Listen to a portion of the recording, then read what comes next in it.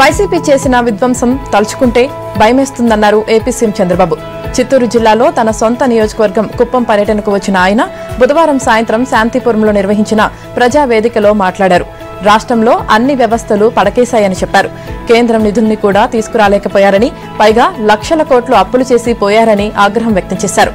ఇప్పుడు రాజకీయాలు నేరమైపోయాయని, బాబాయిని చంపి మళ్లీ ఆయన కూతుర్ని ఇబ్బంది పెడుతున్నారని, తన చేతిలో కత్తిపెట్టి నారాసుర రక్త చరిత్ర అంటూ రాశారని, తాను శవరాజకీయాలు, హత్య రాజకీయాలు చేయబోనంటూ సీఎం చెప్పారు. ఇన్నేళ్లలో ఎప్పుడైనా ఒకరిని కొట్టినట్లుగాని, చంపినట్లుగాని తన పేరు వినిపించిందా అని ప్రశ్నించారు. ఇక జగన్ కారు కింద కార్యకర్త పడిపోతే కుక్క పిల్లలను లాగేసినట్లు లాగి పడేశారని, చనిపోయిన వ్యక్తి భార్యను మేనేజ్ చేసి మా ఆయన కారు కింద పడి కాదు అంబులెన్స్ లో వెళ్తూ మరణించారని చెప్పించారని చంద్రబాబు ధ్వజమెత్తారు. 2029 నాటికి రాష్ట్రంలో పేదరికం నిర్మూలించేందుకు కృషి చేస్తున్నానని, అందుకే P4 విధానానికి శ్రీకారం చుట్టినట్లు చెప్పారు. రాష్ట్రంలోని 15 లక్షల బంగారు కుటుంబాల కోసం 1,00,000 మంది మార్గదర్శకులను సిద్ధం చేసే బాధ్యత తనదేనన్నారు. ఆడబిడ్డల కష్టం తీర్చేందుకు ఆనాడు దీపం పథకం తీసుకువచ్చానని, ఇప్పుడు ఉచిత గ్యాస్ సిలిండర్ల పథకాన్ని తెచ్చానని చంద్రబాబు చెప్పారు. ఇక మంగళవారం కొవ్వూరు నియోజకవర్గంలో చెప్పులు కుట్టుకునే వ్యక్తి ఇంటికి వెళ్లానని, అతడికి డప్పు కళాకారుడి పెన్షన్ అందించానని చాలా సంతోషమేసిందని సీఎం చెప్పారు. దేశంలో మరెక్కడా 4,000 పెన్షన్ ఇవ్వడం లేదన్నారు. ప్రతి నెల 1వ తేదీన గ్రామాల్లో పండుగ వాతావరణం నెలకొంటుంది. దివ్యాంగులకు అప్పట్లో 3,000కు, ఇప్పట్లో 6,000కు పెన్షన్ పెంచింది నేనే. మంచానికి పరిమితమైన వారికి జీతం తరహాలో నెలకు 15,000 అందిస్తున్నామని, తల్లికి వందనం విషయంలో మాట నిలబెట్టుకున్నామని అన్నారు. 5గురు పిల్లలున్న వారికి కూడా డబ్బులు వేశామని, దీంతో పిల్లలను బాగా చదివించడంతో పాటు జనాభా తగ్గకుండా ఉంటుందన్నారు. 1-11 తరగతుల వారికి అడ్మిషన్లు పూర్తయ్యాక డబ్బులు వేస్తామన్నారు. రైతులకు కేంద్రం ఇచ్చే 6,000తో పాటు 14,000 రాష్ట్ర వాటాగా మొత్తం 20,000ను అన్నదాత సుఖీభవ కింద అందిస్తున్నాం. మహిళలకు ఆర్టీసీ బస్సులో ఉచిత ప్రయాణం కూడా అమలు చేస్తామని, వైసీపీ హయాంలో కంటే రెట్టింపు సంక్షేమం అందిస్తున్నట్లు చంద్రబాబు వివరించారు.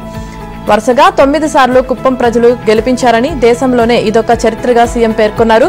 హంద్రీనీవా నీళ్ల కోసం 3,890 కోట్లు విడుదల చేశామని గుర్తు చేశారు.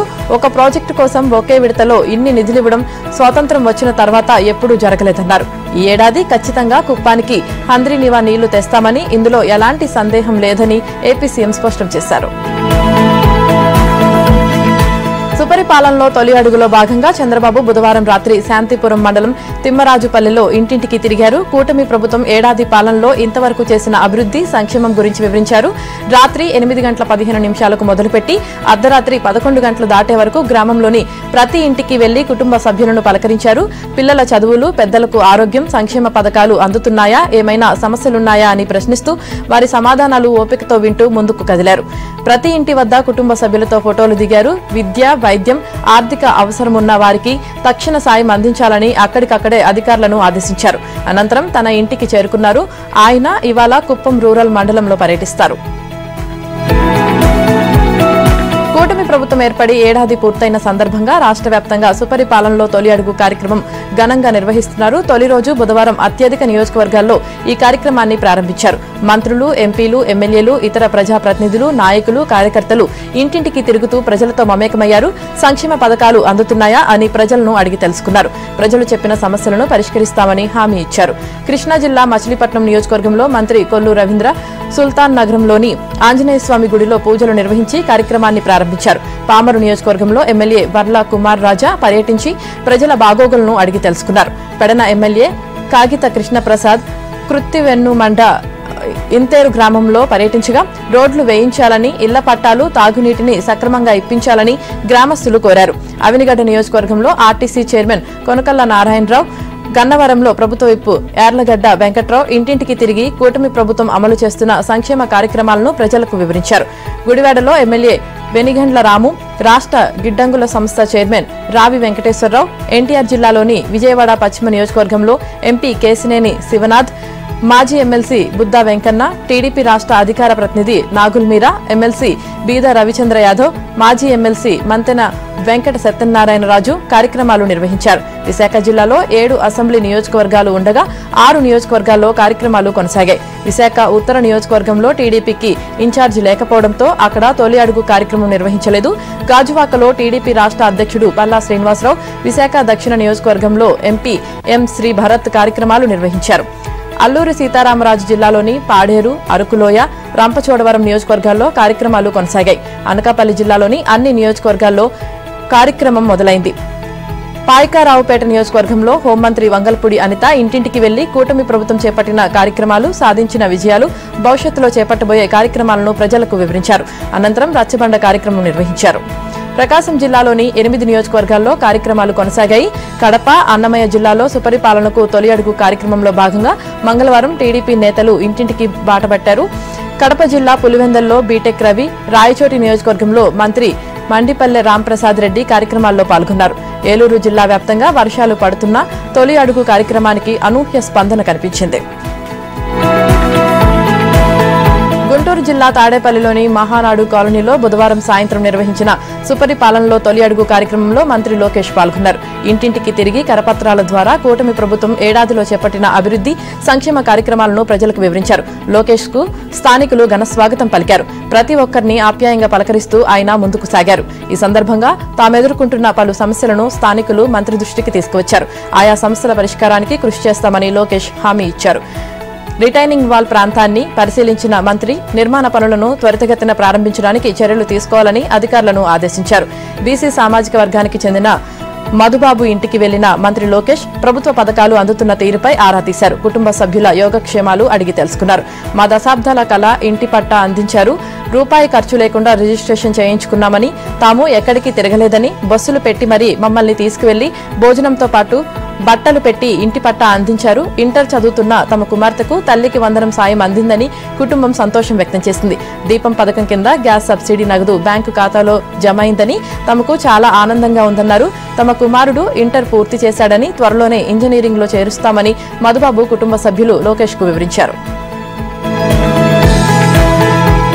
విహార నౌకలతో పర్యాటక రంగం వేగంగా అభివృద్ధి చెందుతుందని, ఆర్థిక ప్రగతి సాధ్యమవుతుందని కేంద్ర జల రవాణా శాఖ మంత్రి సర్బానంద సోనోవాల్ అన్నారు. విశాఖపట్నం పోర్టులోని అంతర్జాతీయ క్రూజ్ టెర్మినల్ కు వచ్చిన తొలి విహార నౌక ఎంవీ ఎంప్రెస్ ను బుధవారం సాయంత్రం ఆయన వర్చువల్ గా ప్రారంభించారు. ఈ సందర్భంగా కేంద్ర మంత్రి మాట్లాడుతూ క్రూజ్ టూరిజం అభివృద్ధికి ప్రభుత్వం కట్టుబడి ఉందన్నారు.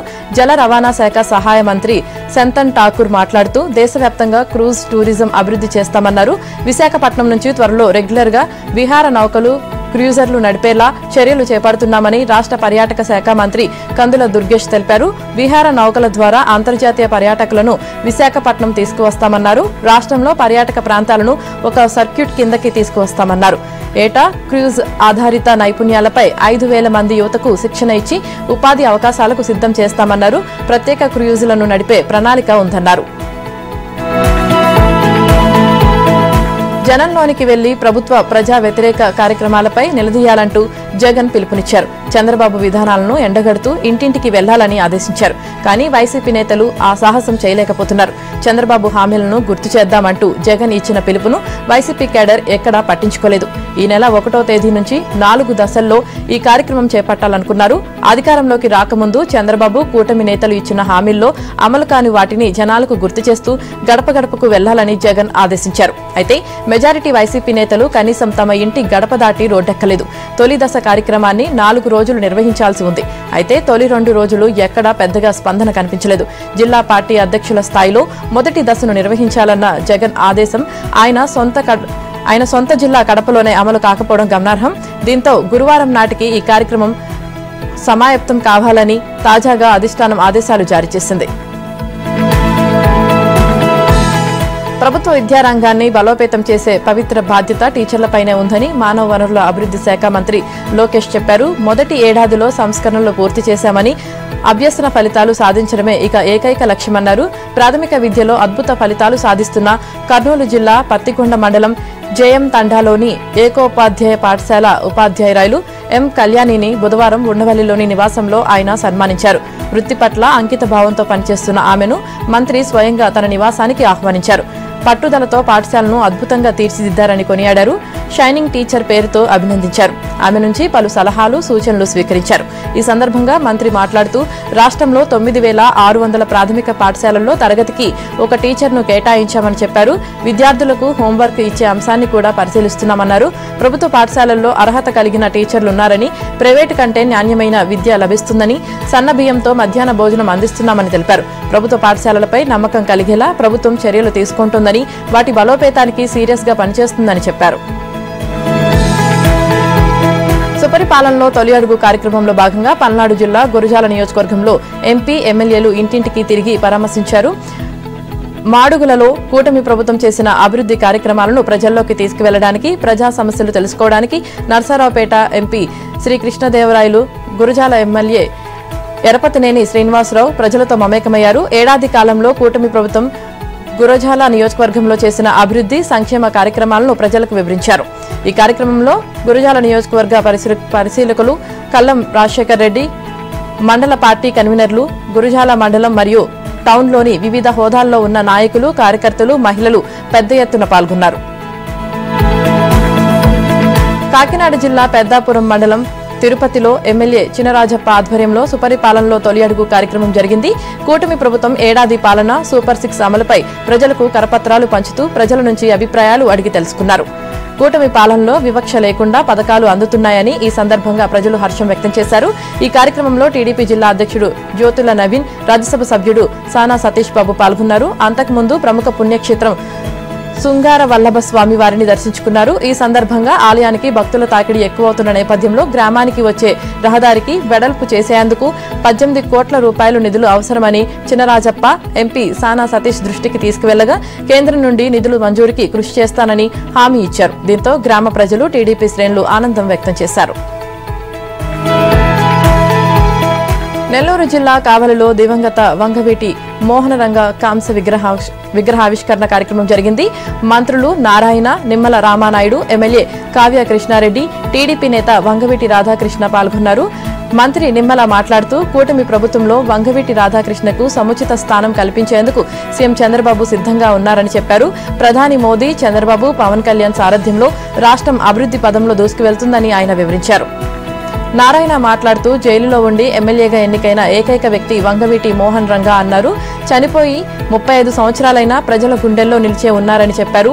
ఎమ్మెల్యే కావ్య మాట్లాడుతూ కావలిలో వంగవీటి మోహన్ రంగా విగ్రహ ఆవిష్కరణ తన హయాంలో జరగడం ఆనందంగా ఉందని, రంగా ప్రజానాయకుడని కొనియాడారు. వంగవీటి రాధాకృష్ణ మాట్లాడుతూ వంగవీటి మోహన్ రంగా కుల నాయకుడు కాదని ప్రజానాయకుడని అన్నారు.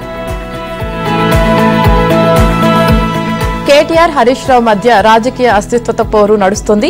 ఆ కారణంగానే బనకచర్ల ప్రాజెక్టుకు రాజకీయ రంగు పులుముతున్నారని ఏపీ మంత్రి పయ్యావుల కేశవ్ అన్నారు. తాము తెలంగాణకు వ్యతిరేకం కాదని సముద్రంలోకి వెళ్లే జలాలను వాడుకునే ప్రయత్నం చేస్తున్నామన్నారు. కేటీఆర్, హరీష్ రావు మధ్య ఉన్న అస్తిత్వ పోరుకు రాజకీయ రంగు పులిమి ఇదేదో ప్రాంతాల మధ్య సమస్య అన్నట్లు మాట్లాడటం బాధాకరమని మంత్రి తెలిపారు. రాయలసీమను రతనాలసీమను చేస్తానని చెప్పిన కేసీఆర్ మాటలు హరీష్ రావుకు గుర్తుకు రాలేదా అంటూ ఆయన ప్రశ్నించారు. ఆయన తన అస్తిత్వాన్ని కోల్పోతున్న క్రమంలో సొంత పార్టీలో తనను తాను నిలబెట్టుకునే ప్రయత్నంలో భాగంగానే బనకచర్ల ప్రాజెక్టు అంశాన్ని లేవనెత్తారని, కేటీఆర్ ఎక్కడా బనకచర్ల ప్రాజెక్టు గురించి మాట్లాడలేదన్నారు. హరీష్ రావు ట్రాప్ లో పడి ఆ పార్టీ మిగతా నేతలు బనకచర్లపై మాట్లాడే ప్రయత్నం చేస్తున్నారే తప్ప దాని మూలంగా తెలంగాణకు నష్టం ఉండదని వారికి తెలుసని పయ్యావుల చెప్పారు. తెలంగాణ బాగుండాలని తాము కోరుకుంటున్నామని, ఆ రాష్ట్రంలో అన్ని ప్రాజెక్టులు కట్టినా సంతోషాన్ని వ్యక్తం చేశామని, ఇదంతా పొలిటికల్ డ్రామా అని పయ్యావుల విమర్శించారు.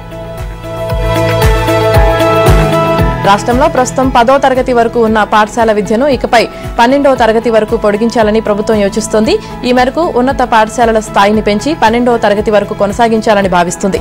ఈ అంశంపై అధ్యయనం చేయాలని ముఖ్యమంత్రి రేవంత్ రెడ్డి అధికారులను ఆదేశించారు. బుధవారం కమాండ్ కంట్రోల్ సెంటర్లో విద్యాశాఖపై ముఖ్యమంత్రి సమీక్ష నిర్వహించారు. ఇతర రాష్ట్రాల్లో పాఠశాల విద్య 12వ తరగతి వరకు ఉంటుందని, దీంతో 9వ తరగతిలో ఉన్న విద్యార్థుల సంఖ్య 12వ తరగతి వరకు కొనసాగుతుందని అన్నారు. కానీ తెలంగాణలో ఇంటర్మీడియట్ కు వచ్చేసరికి సంఖ్య ఎందుకు తగ్గుతుందని రేవంత్ ప్రశ్నించారు. ఇందుకు ఆయా రాష్ట్రాల్లో పాఠశాల విద్య 12వ తరగతి వరకు ఉండడం వల్లే డ్రాప్ అవుట్ల సంఖ్య తక్కువగా ఉంటుందని అధికారులు బదులిచ్చారు. దీంతో ఇంటర్మీడియట్ వేరుగా ఉన్న రాష్ట్రాలు, పాఠశాలల్లో 12వ తరగతి వరకు ఉన్న రాష్ట్రాలలో అధ్యయనం చేసి సమగ్ర నివేదిక సమర్పించాలని సీఎం ఆదేశించారు. ప్రైవేట్ హాస్పిటల్లో పనిచేసే వైద్యులకు ముఖ్యమంత్రి రేవంత్ రెడ్డి ఒక కీలక సూచన చేశారు. ఏడాదిలో కనీసం నెల రోజుల పాటు ప్రభుత్వ ఆసుపత్రుల్లో పనిచేయాలని కోరారు. తద్వారా సర్కారు దవాఖానాల్లో సేవల నాణ్యతను మెరుగుపరచడానికి తమ వంతు చేయూతను అందించాలన్నారు. బుధవారం బంజారాహిల్స్ లో నూతనంగా ఏర్పాటు చేసిన ఏఐజీ హాస్పిటల్ ప్రారంభోత్సవానికి సీఎం రేవంత్ ముఖ్య అతిథిగా హాజరయ్యారు. పేదలకు మెరుగైన వైద్య సేవలను చేరువ చేయాలనే ప్రభుత్వ ప్రయత్నాలకు మద్దతివ్వాలని సీఎం పిలుపునిచ్చారు. తెలంగాణలో చదువుకొని దేశ విదేశాల్లో స్థిరపడ్డ వైద్యులు కూడా ఇక్కడ ప్రభుత్వ ఆసుపత్రుల్లో సేవలు అందించాలని కోరారు. సంవత్సరంలో 11 నెలలు మీకు నచ్చిన ప్రైవేట్ హాస్పిటల్లో మీకు నచ్చిన జీతానికి పనిచేసుకోండి. ఒక్క నెల మాత్రం ప్రభుత్వ ఆసుపత్రులకు కేటాయించాలని రేవంత్ విజ్ఞప్తి చేశారు. హైదరాబాద్లో ఉన్న డాక్టర్లకు మాత్రమే కాకుండా దేశ విదేశాల్లోని తెలుగు డాక్టర్లందరికీ ఇది నా విన్నపమన్నారు సీఎం రేవంత్. ఏడాదికోసారి అయినా మీ అమ్మానాన్నలను చూడటానికో మరేదైనా పని మీదనో మీ సొంత ఊరికి వస్తే అలాంటి సమయంలో వీలు చూసుకుని ప్రభుత్వ ఆసుపత్రిలో మీ సేవలను అందించడానికి ప్రయత్నించాలన్నారు. మీకు నచ్చిన ప్రభుత్వ ఆసుపత్రిలో సేవలు అందిస్తామంటే అందుకు తగిన ఏర్పాట్లను ప్రభుత్వం తరపున చేస్తామని రేవంత్ అన్నారు. అతిపెద్ద హాస్పిటల్ను నగరంలో ఏర్పాటు చేసినందుకు AIG hospitals chairman D Nageshwar రెడ్డిని అభినందిస్తున్నట్లు తెలిపారు. నాగేశ్వర్ రెడ్డికి ఎన్నో ఆఫర్లు వచ్చినా కాదని పేదలకు వైద్య సేవలు అందించాలనే లక్ష్యంతో భారత్లోనే ఉండిపోయారని పేర్కొన్నారు. భారత్ రత్న పురస్కారానికి నాగేశ్వర్ రెడ్డి అర్హుడని, ఇందుకోసం ప్రభుత్వం తరపున కేంద్రానికి సిఫార్సు చేస్తామన్నారు. తెలంగాణలో 2 ఏళ్లలో 2 లక్షల మంది యువతను అత్యుత్తమ ఏఐ రంగ నిపుణులుగా తీర్చిదిద్దాలని తమ ప్రభుత్వం లక్ష్యంగా పెట్టుకుందని రాష్ట్ర ఐటీ పరిశ్రమల శాఖ మంత్రి దుద్దిళ్ల శ్రీధర్ బాబు అన్నారు. అందుకోసం త్వరలోనే అంతర్జాతీయ ప్రమాణాలతో ఏఐ యూనివర్సిటీ ప్రారంభానికి సన్నాహాలు చేస్తున్నామన్నారు. రాష్ట్ర ప్రభుత్వ ఆధ్వర్యంలో టీ హబ్ లో బుధవారం దేశంలోనే తొలి ఏఐ అనుసంధానిత తెలంగాణ డేటా ఎక్స్చేంజ్ టీజీడెక్స్ ను ఆయన లాంఛనంగా ప్రారంభించారు. ప్రస్తుతం ఏఐ అంటే కేవలం ఎమర్జింగ్ టెక్నాలజీ మాత్రమే కాదని మానవ జీవితాలను ప్రభావితం చేసే శక్తి, కొత్తగా ఎన్నో అవకాశాలు సృష్టించిందన్నారు. ఈ మార్పును అందిపుచ్చుకొని రాష్ట్రాన్ని గ్లోబల్ క్యాపిటల్ ఆఫ్ ఏఐగా తీర్చిదిద్దడానికి మా సర్కార్ చిత్తశుద్దితో కృషి చేస్తుందన్నారు మంత్రి శ్రీధర్ బాబు. ఇప్పటికే ఏఐ రోడ్ మ్యాప్ ను రూపొందించుకొని ఆ దిశగా వడివడిగా అడుగులేస్తుందని చెప్పారు. ఇది దేశంలో ఏర్పాటైన తొలి ఏఐ డేటా ఎక్స్చేంజ్ గా మంత్రి పేర్కొన్నారు. ప్రభుత్వ శాఖలు, స్టార్టప్లు, విద్యాసంస్థలు, పరిశోధకులు, యువతను ఒకే వేదికపైకి తెచ్చి సమాజం ఎదుర్కొంటున్న పలు సమస్యలకు పరిష్కారాలను అభివృద్ధి చేయడానికి దారి చూపుతుందని తెలిపారు. ఇందిరమ్మ ఇల్లు, భూభారతి చట్టాలను సమర్థంగా అమలు చేసి వాటి ఫలితాలు పేదలకు అందేలా చూడాల్సిన బాధ్యత కలెక్టర్లపైనే ఉందని మంత్రి పొంగులేటి శ్రీనివాసరెడ్డి అన్నారు. బుధవారం సచివాలయంలో పలు జిల్లాల కలెక్టర్లతో నిర్వహించిన సమీక్షలో ఆయన మాట్లాడారు.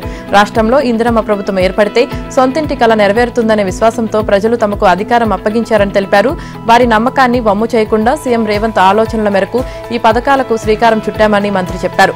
ఇందిరమ్మ ఇళ్ల లబ్ధిదారుల్లో ఎవరైనా అనర్హులని తేలితే ఇంటి నిర్మాణం మధ్యలో ఉన్నా సరే రద్దు చేయడానికి వెనకాడొద్దని తెలిపారు. ప్రభుత్వానికి ఎన్ని ఆర్థిక ఇబ్బందులు ఉన్నా ప్రతి సోమవారం ఇళ్ల కోసం బిల్లులు చెల్లిస్తున్నామని మంత్రి గుర్తు చేశారు. ప్రకృతి వైపరీత్యాలను సమర్థంగా ఎదుర్కొనేందుకు ప్రాణ, ఆస్తి నష్టం జరగకుండా ముందస్తు చర్యలు చేపట్టేలా రాష్ట్ర విపత్తు నిర్వహణ సంస్థను బలోపేతం చేస్తున్నామని మంత్రి పొంగులేటి శ్రీనివాసరెడ్డి చెప్పారు. దేశానికే ఆదర్శంగా ఉండేలా ఈ వ్యవస్థను రూపొందించాలని అధికారులను ఆదేశించారు.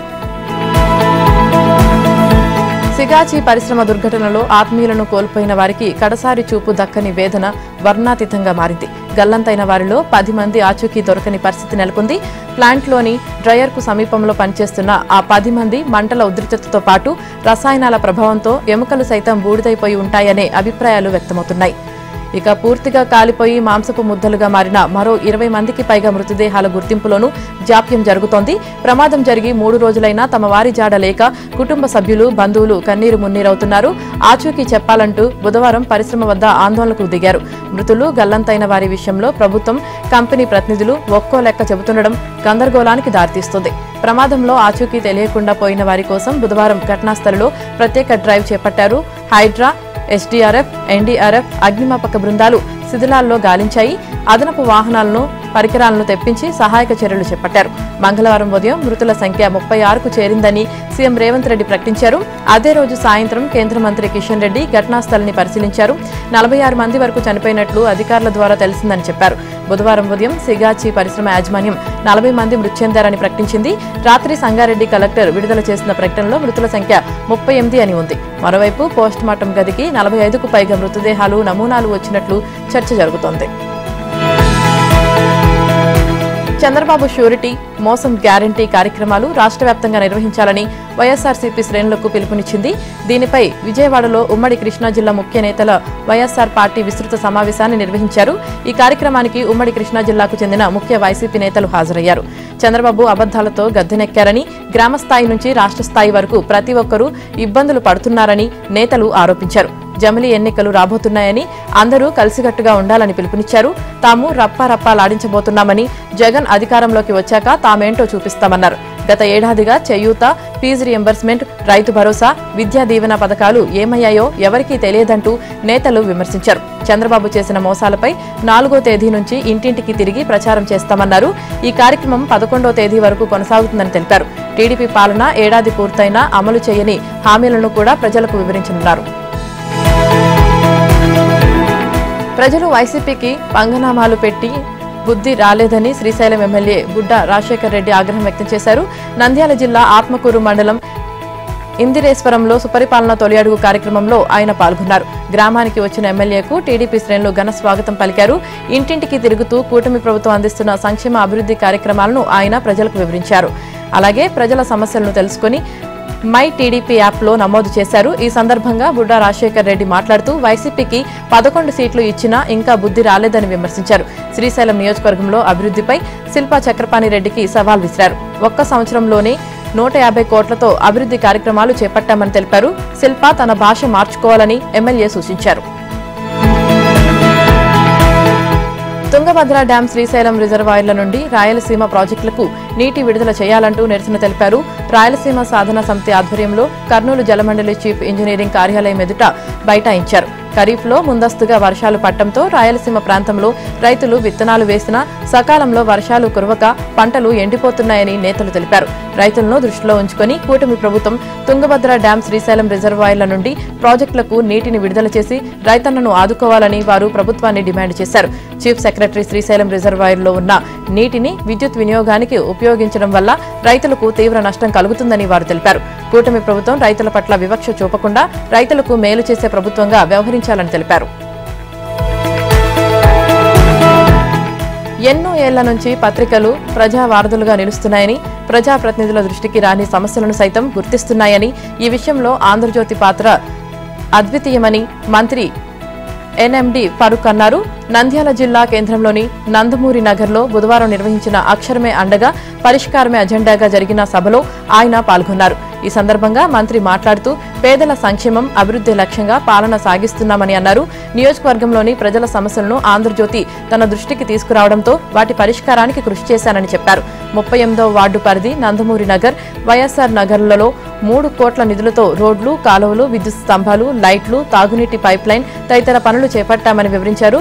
నంద్యాలలో హిందువులు, ముస్లింలు, క్రైస్తవులకు వేర్వేరుగా శ్మశాన వాటికలు ఏర్పాటు చేయిస్తున్నానని, ప్రజలకు రక్షణ ఉండేలా ఈ ప్రాంతంలో 4వ పట్టణ పోలీస్ స్టేషన్ ఏర్పాటుకు చర్యలు తీసుకుంటున్నామని మంత్రి హామీ ఇచ్చారు. ప్రజలకు సేవ చేయాలన్న సంకల్పంతో ఇలాంటి కార్యక్రమాలను ఆంధ్రజ్యోతి ఎండీ వేమూరి రాధాకృష్ణ, డైరెక్టర్ వేమూరి ఆదిత్య రాష్ట్ర వ్యాప్తంగా నిర్వహించడం అభినందనీయమని ఫరూక్ కొనియాడారు.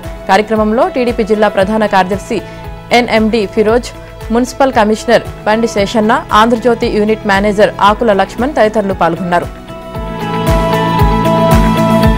విజయవాడలో వరదల కారణంగా ప్రాణ నష్టం జరిగిందని, దీనికి బాధ్యులైన అధికారులను గుర్తించాలని రాష్ట్ర ప్రభుత్వాన్ని హైకోర్టు ఆదేశించింది. వరద ముప్పును అంచనా వేసి దానిని అడ్డుకునేందుకు వ్యవస్థను మరింత బలోపేతం చేయాల్సిన అవసరం ఉందని అభిప్రాయపడింది. బుడమేరు వరదపై ప్రజలను అప్రమత్తం చేయడంలో అధికారులు విఫలమయ్యారని, బాధ్యులైన వారిపై చర్యలు తీసుకునేలా ఆదేశాలు ఇవ్వాలని కోరుతూ దాఖలైన ప్రజా ప్రయోజన వాద్యంలో కౌంటర్ వేసేందుకు రాష్ట్ర ప్రభుత్వానికి మరికొంత సమయం ఇచ్చింది. రాజ్యంలో వ్యక్తిగత హోదాలో ప్రతివాదిగా ఉన్న ముఖ్యమంత్రి చంద్రబాబుకు నోటీసులు ఇవ్వాలని పిటిషనర్ తరపు న్యాయవాది అభ్యర్థనను తోసిపుచ్చింది. తదుపరి విచారణను అక్టోబర్ 8కి వాయిదా వేసింది. ఈ మేరకు హైకోర్టు ప్రధాన న్యాయమూర్తి జస్టిస్ ధీరజ్ సింగ్ ఠాకూర్, జస్టిస్ చీమలపాటి రవితో కూడిన ధర్మాసనం బుధవారం ఉత్తర్వులు ఇచ్చింది.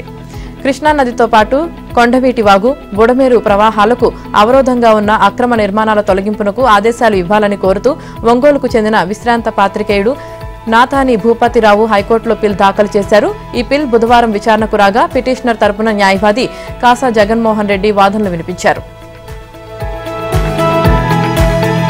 రాజమండ్రి ఏపీ పేపర్ మిల్లుకు సంబంధించిన ట్యాంకర్ నుంచి దట్టమైన తెల్లటి పొగతో పాటు రసాయనాలు లీకైన ఘటన స్థానికులను కలవరపాటుకు గురిచేసింది. ఆగి ఉన్న ట్యాంకర్ నుంచి ఒక్కసారిగా తెల్లటి పొగతో పాటు రసాయనాలు లీక్ అవడంతో స్థానికులు భయాందోళన చెందారు. హుటాహుటిన అగ్నిమాపక సిబ్బంది సంఘటనా స్థలానికి చేరుకుని ట్యాంకర్ నుంచి లీకైన దట్టమైన తెల్లటి పొగను అదుపు చేశారు. ప్రమాదానికి గురైన ట్యాంకర్లో హైడ్రోజన్ పెరాక్సైడ్ ఉన్నట్లు అధికారులు గుర్తించారు. అగ్నిమాపక సిబ్బంది కొన్ని గంటల పాటు శ్రమించి ట్యాంకర్ నుంచి లీకైన హైడ్రోజన్ పెరాక్సైడ్ ను అదుపు చేయడంతో పెను ప్రమాదం తప్పింది. ఈ ఘటనపై జిల్లా అధికారులు విచారణ జరుపుతున్నారు. పార్లమెంటు వర్షాకాల సమావేశాలు జూలై 21న మొదలై ఆగస్టు 21 దాకా కొనసాగుతాయని పార్లమెంటరీ వ్యవహారాల శాఖ మంత్రి కిరణ్ రిజిజు బుధవారం వెల్లడించారు. ఈ మేరకు కేంద్ర ప్రభుత్వ ప్రతిపాదనను రాష్ట్రపతి ద్రౌపది ముర్ము ఆమోదించినట్లు తెలిపారు. ఆగస్టు 15న స్వతంత్ర దినోత్సవ వేడుకలు ఉన్నందున 13, 14 తేదీల్లో సమావేశాలు జరగబోవని మంత్రి ఎక్స్ ద్వారా ప్రకటించారు. ఇంతకు ముందు అనుకున్న షెడ్యూల్ ప్రకారం ఆగస్టు 12నే సమావేశాలు ముగియాల్సి ఉందిగా తాజా నిర్ణయంతో 21 వరకు కొనసాగనున్నాయి.